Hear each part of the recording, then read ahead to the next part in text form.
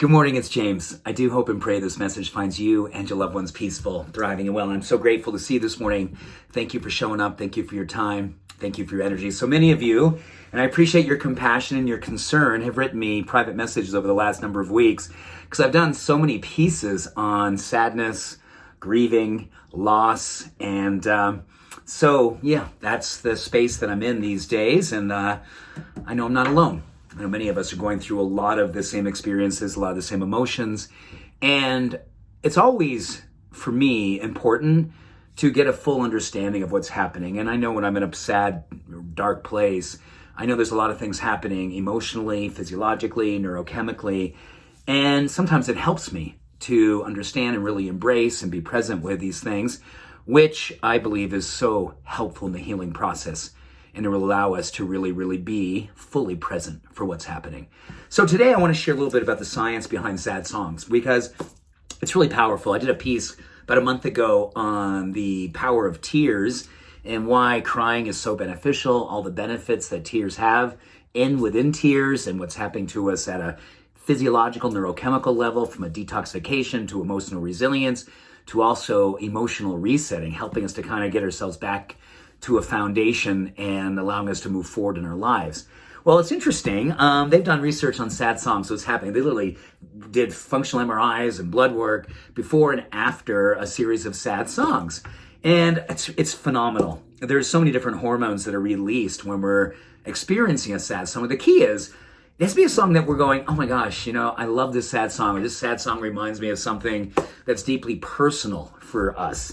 Because when it happens, there is a flood, literally a flood of neurochemicals that do everything from increase our metabolism to help us to augment different neurochemicals associated with emotional resilience, helping us to get ourselves back into a place where we feel somewhat fortified to move forward in our life.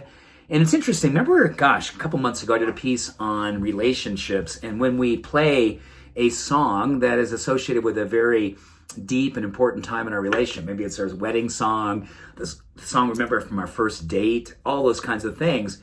Studies show it actually builds trust because oxytocin's released. It really fortifies a deeper level of intimacy. So I was always saying, hey, you know what? You're coming home from work, coming home from a trip. You're going to see your lover. You're going to see your bestie, your wife, your husband. Excuse me.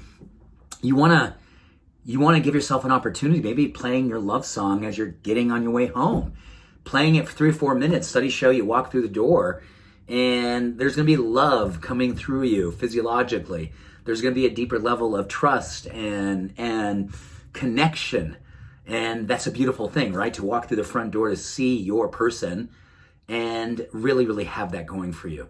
Well, sad songs have a very similar thing, and it's interesting, but it really helps to work through a deeper level of where we have grieving that has yet to be done, can be deeper and more effectively done, or help us even open up the channels so grieving can happen, which has so many physiological, emotional, mental benefits for us. So I wrote a couple of my songs down that actually studies show, and it's really interesting. They've actually they're sharing a few songs that were shown to be very helpful in relationship to sad songs and some of these benefits for our health and well-being. Hello by Adele, interesting. Sorry Seems to Be the Hardest Word by Elton John. I love that song. Oh my gosh. Everybody Hurts by REM. Man, that one is... makes me sad just thinking about it.